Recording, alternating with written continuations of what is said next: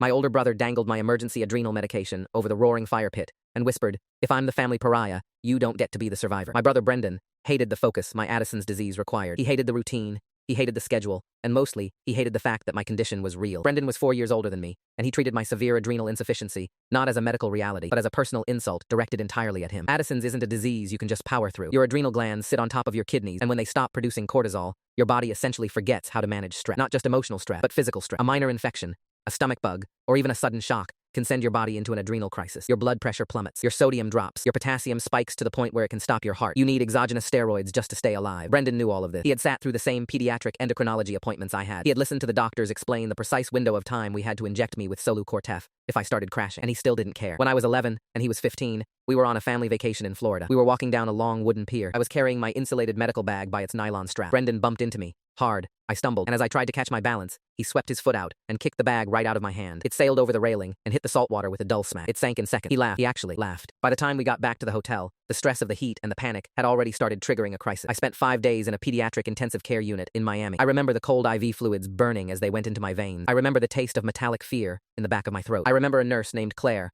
holding my hand while the monitors around me screamed because my blood pressure was bottoming out at 60/40. My parents brushed it off. They sat in the hospital waiting room, drinking bad coffee, and convinced themselves it was just teenage clumsiness. He's a distracted teenager. Silent. My dad told me, looking anywhere but at my face. He didn't realize how heavy the bag was. He didn't understand. But to ensure my safety, my dad came home and immediately installed a biometric wall safe in my bedroom. It was heavy, bolted directly into the wall stud. It had a glowing green fingerprint scanner. He put my daily hydrocortisone pills and my emergency Solu-Cortef injection kits inside. Only my dad and I had the fingerprints to open it. It was supposed to be a fail-safe. I eventually forgot it was a security measure against my own blood relative. Keep that in mind. Things shifted when Brendan turned 19. He was failing his classes at community college. He couldn't hold down a part-time job. He was watching his peers move on with their lives while he stagnated in his childhood bedroom. That's when he claimed he was developing a debilitating neuromuscular condition. It started with a limp. Then it became a tremor in his hand. My parents, terrified of missing something the way they almost had with me, rushed him to specialists at Johns Hopkins. They paid out of pocket for expedited neurology consults. The MRIs came back clear. The nerve conduction studies were completely normal. The blood panels showed absolutely nothing. But Brendan insisted modern medicine was failing him. He printed out obscure medical journal articles from the internet. He started using a cane. Within a month, he demanded the same leniency I received. He ordered a custom ultra-lightweight wheelchair online,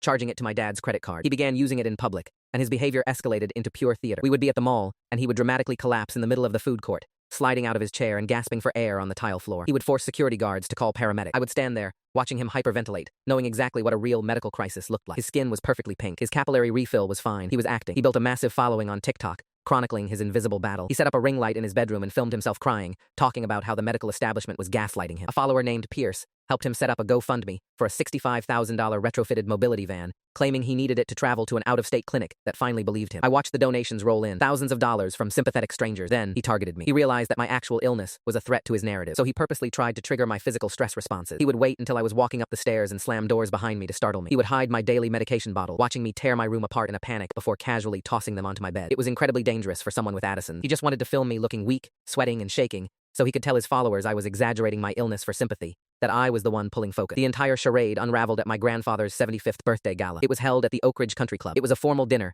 and the banquet hall was packed with extended family, old friends, and business associates. Brendan was in rare form. He had positioned his wheelchair at the head of the dinner table, doing a tragic, slumped-over routine. He was pretending his hand tremors were too severe to hold a fork, making my mother cut his prime rib for him. My uncle Garrett, a regional manager for a private security firm, wasn't sitting at the table. He was in the back hallway talking to the club manager. Garrett's rental car had gotten sideswiped in the parking lot earlier that evening, and he had asked to review the club's exterior CCTV cameras to get the license plate of the car that hit him. Garrett walked into the banquet hall about 20 minutes after the entrees were served. He didn't say a word to anyone. He just walked up to the AV cart in the corner, plugged his iPad into the projector, and pulled the projection screen down over the large bay window. The room went quiet as the projection illuminated the wall. It was black and white security footage of the parking lot, time-stamped exactly 1 hour earlier. There was Brendan's silver Honda Civic. The driver's side door opened. Brendan stepped out. It was raining slightly in the footage, and he looked annoyed. He didn't grab a cane. He didn't slump. He jogged, actually sprinted, to the back of the car. He popped the trunk. He reached in with one arm, effortlessly deadlifted his 40-pound custom wheelchair out of the trunk, and dropped it onto the wet asphalt. He slammed the trunk shut, casually sat down in the chair, adjusted his jacket, and began slowly, tragically rolling himself toward the lobby entrance. The video looped and looped again. The silence in the banquet hall was absolute. Nobody moved. Nobody breathed. You could hear the ice clinking in the water glasses. At the table, Brendan's fragile hand tremors vanished instantly. He sat up perfectly straight. My dad stood up. He walked over to Brendan, grabbed him by the collar of his suit jacket, and dragged him out of the wheelchair. He didn't yell. He didn't cause a scene. He just forced Brendan to pull out his phone and unlock it. He opened Brendan's banking app right there in front of the head table. The GoFundMe account had raised over $22,000. None of it had gone to medical bills.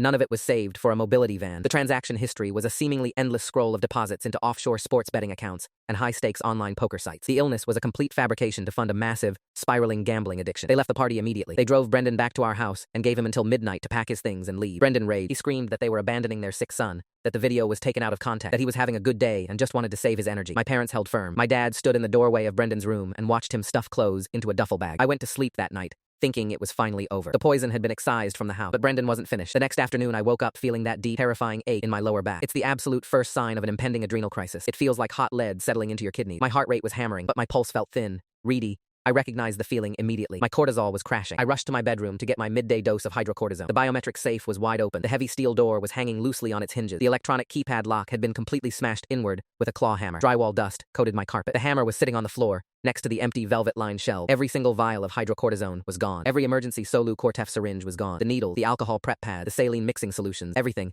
Brendan had been busy while I slept. He hadn't left at midnight. I dragged myself out of my room. The fatigue was hitting me like a physical weight. Walking down the hallway felt like wading through wet cement. I made it to the kitchen and looked out the back window. Brendan was standing in the backyard. He was standing next to the large stone fire pit my dad had built the summer before. The pit was blazing with heavy oak logs. He held my entire medication supply in a mesh laundry bag, suspended directly over the flame. I pushed the back door open and stumbled onto the patio. The heat from the fire hit my face. "If I'm the family pariah," he said, his voice totally deadpan, staring at the flame, "then you don't get to be the survivor." I looked down into the ash. He had already tossed 2 of the glass vials into the embers. I could hear them pop and shatter, the liquid inside boiling off instantly. Without those steroids, my organs would begin shutting down within 4 hours. It was a Sunday evening. The specialty pharmacy in Chicago that compounded my specific dosage was closed until Monday morning, and my parents weren't here. They had driven 3 hours away to a lawyer's office in Springfield to figure out how to handle the GoFundMe fraud and the inevitable police report before the donors started asking questions. I was entirely alone. "Here is the deal," Brendan said, his hand hovering over the flames, gripping the nylon drawstring of the laundry bag. "You are going to record a confession on your phone right now. You are going to state that you hacked the country club's cameras. You are going to say that you deepfaked that footage of me in the parking lot because you couldn't stand sharing the spotlight with a disabled brother, or the rest of your lifeblood goes into the ashes." I leaned heavily against the wooden railing of the patio. My vision was already starting to blur around the edges. I understood exactly what he was demanding. All I had to do was destroy my own reputation and brand myself a sociopathic liar to the world. He would post it on his TikTok. He would vindicate himself. The GoFundMe money would be safe. He would be the victim again. Tell one lie, and he would own my entire existence. Every time he needed money, every time he needed a scapegoat, he would just threaten me with that video. I stared at him. My knees were shaking. The nausea was rising in my throat, a bitter chemical taste that meant my sodium levels were diving. "No," I said. My voice was weak, barely carrying over the crackle of the burning oak. Brendan smiled. It was a cold, empty expression. There was nothing behind his eyes, just the desperate calculus of a cornered addict. "Bad choice," he whispered. Then he loosened his grip on the cord. The mesh bag dropped, but he didn't drop it directly into the center of the roaring fire. He let it fall onto the sloped stone edge of the pit, right where the flames licked the granite. The heat was intense enough to melt the nylon mesh instantly. The fabric shriveled and blackened, fusing to the small cardboard boxes of hydrocortisone and the plastic wrappers of the syringes. I lunged forward, pushing off the railing, but my legs just gave out. I hit the grass hard, scraping my palm. The adrenaline my body desperately wanted to produce simply wasn't there. The tank was empty. "Don't," I choked out, trying to crawl forward. Brendan took a step back, pulling a heavy cast iron fire poker from the rack. He didn't swing it at me. He just used the tip of it to casually nudge one of the Solu Cortef vials deeper into the cold. Pop. Another vial shattered. "I have time, Silas," he said, watching me struggle on the grass. "I have all afternoon. You have maybe, a couple of hours before you start seizing? The phone is right there in your pocket. Pull it out. Start recording." My phone buzzed in my pocket. The vibration felt massive against my thigh. It buzzed again. A phone call. I reached down with a trembling hand, trying to dig it out of my jeans. If I could just answer it. If I could just scream for help.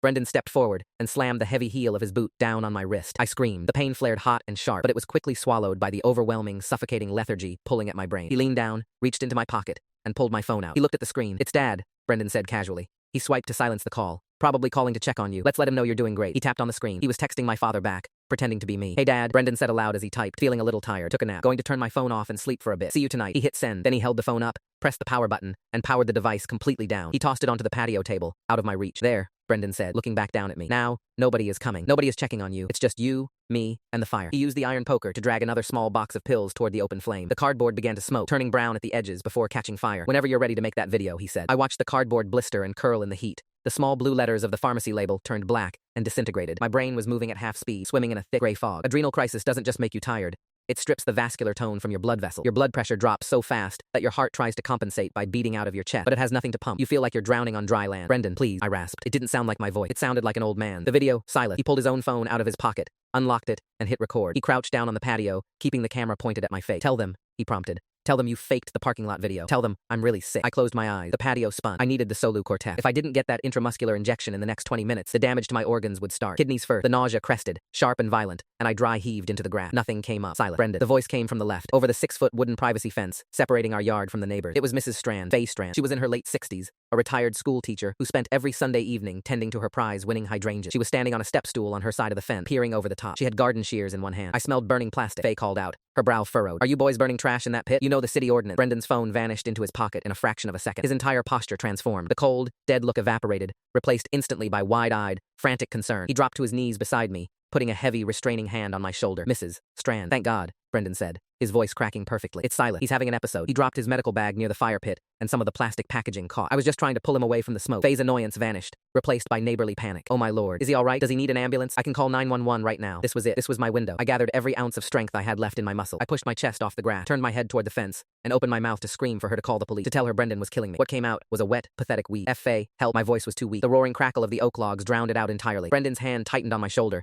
his fingers digging sadistically into my collarbone. He leaned over me, shielding my face from Faye's view. No ambulance yet, Mrs. Strand. Brendan called back, projecting calm authority. He hates the hospital. You know how he is. I have his backup medication right here in my pocket. I'm going to give him his injection and get him inside to cool down. If he doesn't stabilize in 10 minutes, I'll drive him to the ER myself. Are you sure, Brendan? She asked. He looks awful pale. I've got him, Brendan said softly, stroking my hair. It made my skin crawl. I've been taking care of him my whole life. I know exactly what to do. You're a good brother, Faye said, her voice softening with genuine admiration. Let me know if you boys need anything. I'll leave my porch light on. Thank you, Mrs. Strand. I heard the step stool creak as she climbed down. I heard her footsteps retreating across her patio. The back door of her house opened and shut. The second the latch clicked, Brendan's hand grabbed a fistful of my hair. He yanked my head back, forcing me to look at him. The mask of the caring brother melted away, leaving that same empty, terrifying void. You see that? Brendan whispered, his face inches from mine. Nobody believes you. Nobody is looking closely enough. People see what they want to see, Silas. They want to see the devoted older brother taking care of his tragic, sickly sibling. They love that story. He let go of my hair. My head hit the dirt. He stood back up, picked up the iron poker, and casually knocked the blackened, half-melted mesh laundry bag entirely into the center of the fire pit. My heart stopped. The flames swallowed the bag whole. The nylon flared bright orange. I watched the 3 remaining cardboard boxes of hydrocortisone catch fire. I watched the plastic blister packs of emergency syringes melt and warp into black slag. I heard the last glass vials of Solu-Cortef pop,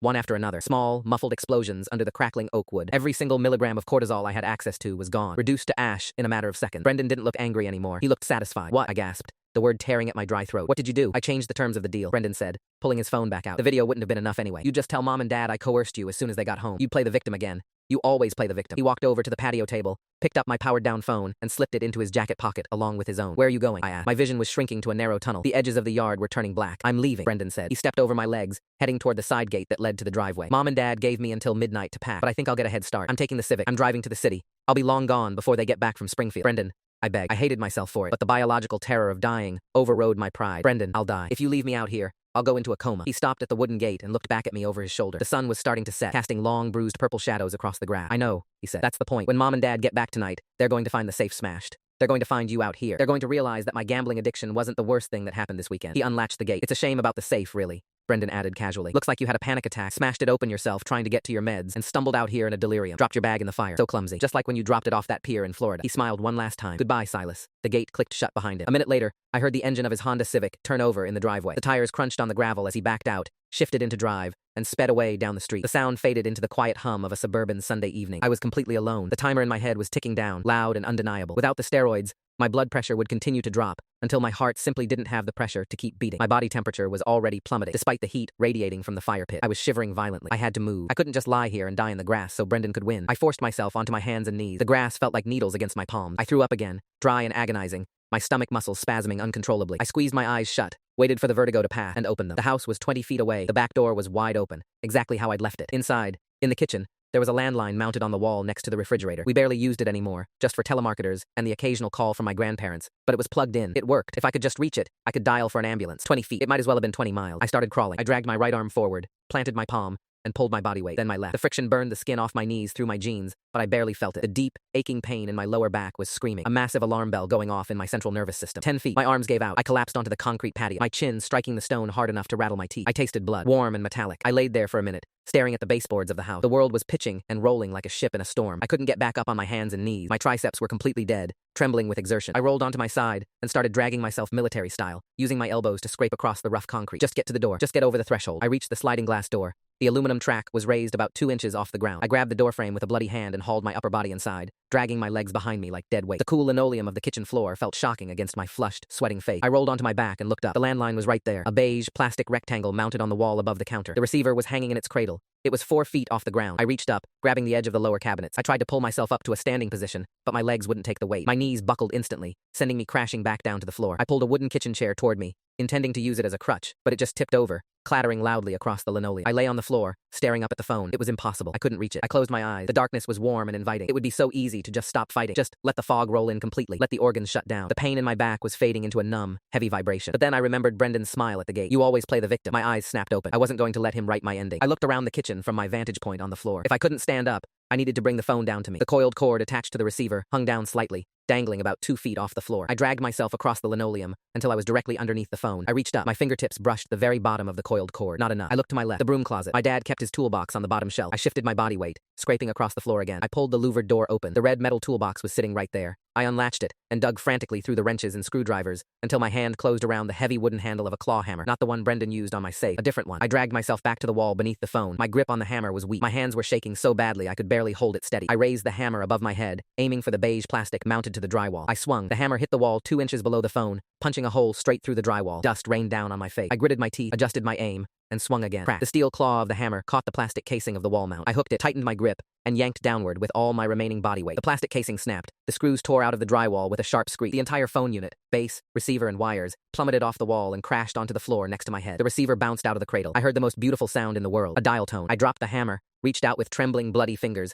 and pulled the receiver to my ear. I pushed the keypad on the base unit. 911. It rang once, twice. Emergency dispatch. What is the address of your emergency? The voice on the other end was a woman, calm, professional, and blessedly real. I tried to speak, to give her my address, but my jaw wouldn't work. The muscles in my face were going slack. My tongue felt thick and heavy. Hello? Is someone there? The dispatcher asked. I managed to bring my hand up to the receiver and tapped my fingernail against the hard plastic. Twice. I can hear you, she said, her tone shifting immediately. If you can't speak, press any button on your phone. I found the star key and pressed it. Okay, I'm pinging your location from the landline now. Are you at 412 Elmwood Drive? I pressed the star key again. Are you in medical distress? Beep. Okay. Stay on the line with me. I'm dispatching paramedics to your location right now. They are 3 minutes away. I let my hand fall away from the keypad. The receiver lay on the floor next to my ear. I could hear the dispatcher talking, telling me to stay awake, telling me to focus on breathing, but her voice sounded like it was coming from underwater. The tunnel vision was closing entirely. The kitchen cabinets faded to black. The linoleum faded to black. The last thing I heard before the darkness took me completely was the distant, piercing wail of a siren cutting through the quiet suburban night. I woke to the smell of rubbing alcohol and the rhythmic synthetic hiss of a ventilator. It wasn't attached to me, but it was in the room. I was breathing on my own, though it felt like drawing air through a wet sponge. The heavy, leaden ache in my lower back was gone, replaced by a dull, throbbing soreness across my entire body. My veins felt icy. The high-dose intravenous steroids, they had gotten to me in time. I forced my eyes open. The fluorescent lights overhead were brutal, blindingly white. I blinked against the glare,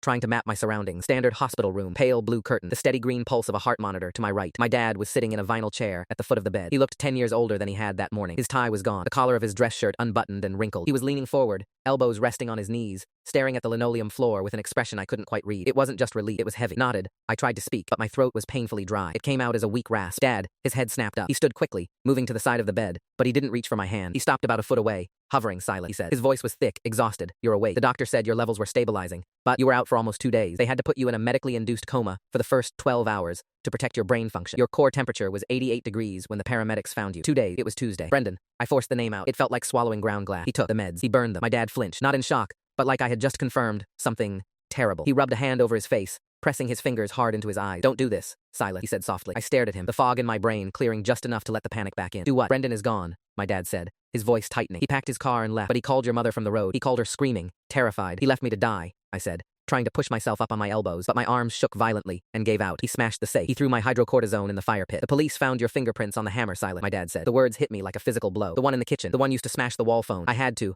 I gasped. The monitor beside me starting to beep faster as my heart rate spiked. I couldn't stand up. I dragged myself to the kitchen. I couldn't reach the receiver. I had to knock it down to call 911. And the safe? My dad asked, his tone shifting into something that sounded dangerously like interrogation. Brendan said you lost your mind when we kicked him out. He said you had a psychotic break, that you started screaming about how he was trying to steal your spotlight, that you grabbed a hammer from the garage and went to town on your own safe. He's lying. I croaked, the injustice of it burning hotter than the IV fluid. Dad, you know he's a liar. You saw the video at the country club. You saw the bank statements. He faked an entire illness for gambling money. I know what he did, my dad snapped, his voice finally rising. But I also know what the police told me. They found the safe smashed. They found the hammer in Brendan's room, covered in drywall dust. Brendan said you chased him in there with it, that he had to lock himself in his bathroom while you tore your own room apart. He said you threw your medication in the fire to frame him because you wanted to make sure we'd never forgive him for the GoFundMe. I fell back against the pillows, my lungs seizing. Brendan hadn't just left me to die. He had engineered a narrative. He knew my parents were already reeling from his betrayal. He knew they were primed for chaos. He took my desperate, life-saving actions, dragging myself, breaking the phone, my total physical collapse, and spun them into a story of steroid-induced psychosis and jealous rage. He held it over the fire, I whispered, tears finally leaking from the corners of my eyes. He wanted me to make a video confessing that I faked the CCV footage. When I wouldn't, he dropped the bag. Mrs. Strand, Faye, she saw him. She talked to him over the fence. The police spoke to Faye, my dad said, his shoulders slumping. She told them she smelled smoke. She told them she looked over the fence and saw you on the ground,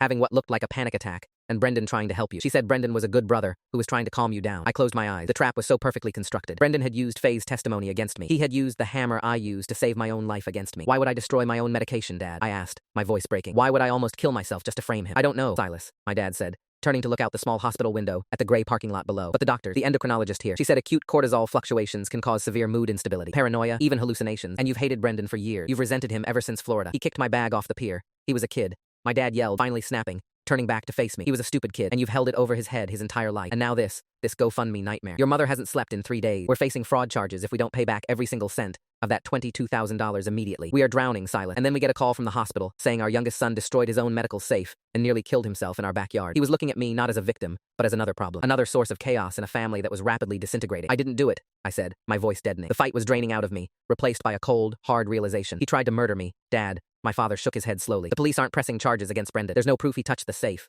There's no proof he touched the fire. The only physical evidence they found was your blood on the kitchen floor and your fingerprints on the hammer by the phone. He reached into his jacket pocket and pulled out my phone. The screen was cracked, but it was intact. He set it on the rolling tray table next to my bed. Brendan sent this to us from the road, my dad said quietly. He said you threw it at him before he left. I stared at the black screen. Brendan had taken my phone, texted my dad pretending to be me, powered it off, and left with it. How did my dad have it? He didn't take it with him, I said, a chill running down my spine that had nothing to do with the IV fluid. He put it in his pocket. He mailed it back to us. Silent, my dad said wearily. Next day air from a post office in St. Louis. It arrived this morning, along with a letter. What letter? My father hesitated. He reached into his inner breast pocket and pulled out a folded piece of crisp, white paper. He unfolded it, his eyes scanning the lines before he looked back at me. He says he's going to rehab for the gambling, my dad said, his voice catching slightly. He says he's sorry for everything. The lies, the GoFundMe. But he also said he can't be around you anymore, that your illness has made you toxic, that you tried to frame him for attempted murder just to guarantee he'd be cut out of the will. Brendan was playing the long game. He wasn't just escaping. He was systematically destroying my credibility. If I pushed back too hard, if I screamed and raged about him trying to kill me, I would just look exactly like the paranoid, hysterical brother he described in his letter. I would prove his point. Where is Mom? I asked, changing the subject. I needed to gauge how deep the poison had spread. She's at the lawyer's office in Springfield, he replied, folding the letter and putting it back in his pocket, trying to liquidate her retirement account to pay back the GoFundMe donors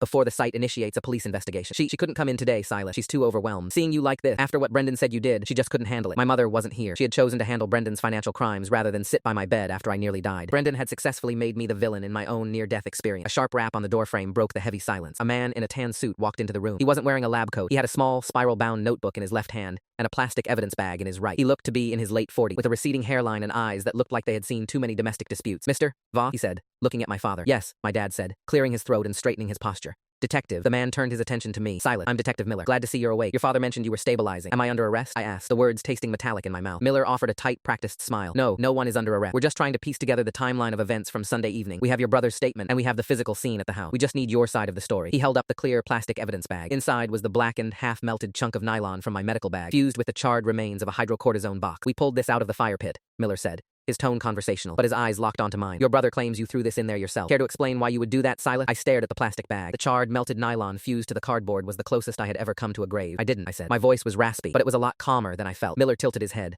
adopting that patient, patronizing look cops give when they think they already know the punchline. Silas, we found your fingerprints on the hammer in the kitchen. Your brother said you snapped. It happened. Medical trauma, stress, the GoFundMe thing with your parents. It's a biometric lock, detective. I interrupted. Miller paused. We know. It was smashed to pieces. Exactly, I said, shifting my gaze away from him and locking eyes with my father. Dad, who has the fingerprints to open that safe? My dad blinked, the question catching him off guard. He looked up from the floor. What? The scanner on my safe, I repeated, my voice gaining traction. Whose fingerprints are programmed into it? Yours, my dad said slowly, his brow furrowing. And mine. Just us two. In case of an emergency. I looked back at Miller. If I was having an adrenal crisis, if I was having a panic attack and desperately needed my medication, I would have pressed my thumb to the scanner. It takes half a second. It opens on a hydraulic hinge. Why would I spend 10 minutes beating a solid steel door inward with a claw hammer while my body was shutting down? Miller's eyes narrowed slightly. He didn't say anything. And if I was having a psychotic break, I continued, the fog in my brain clearing completely, and I just wanted to destroy my own drugs to frame Brendan. Why wouldn't I just open the safe with my thumb, take the bags out, and walk to the fire pit? Why smash the lock at all? Silence filled the hospital room. The only sound was the steady, rhythmic hiss of the ventilator in the corner and the slow beeping of my heart monitor. My dad stood up from the vinyl chair. All the remaining color drained from his face. Brendan smashed it, I said quietly,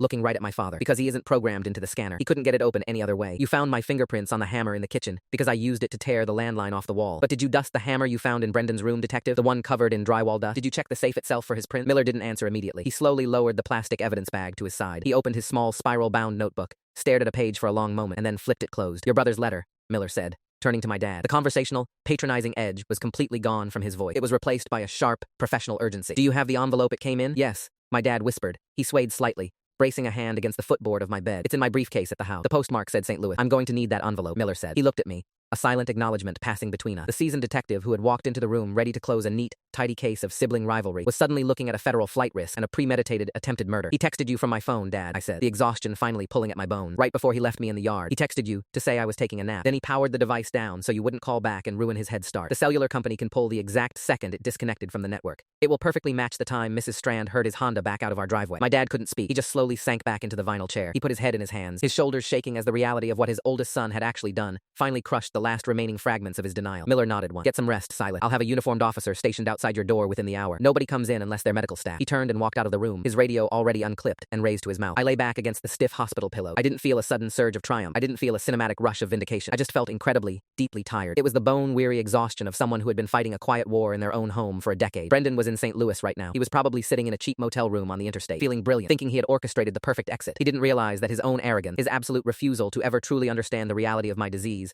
right down to the biometric safe that protected my life, was exactly what was going to put him in a federal prison. My dad stayed in the chair, weeping silently into his hands. I didn't reach out to comfort him. I couldn't. He was going to have to sit there and live with the fact that he almost chose to believe the wrong son. I turned my head to look out the small hospital window. The sky over the parking lot was a clear, brilliant blue. I took a deep breath. My lungs expanded freely. My heart beat strong and steady against my rib. I closed my eyes and let the cold, sterile air wash over me.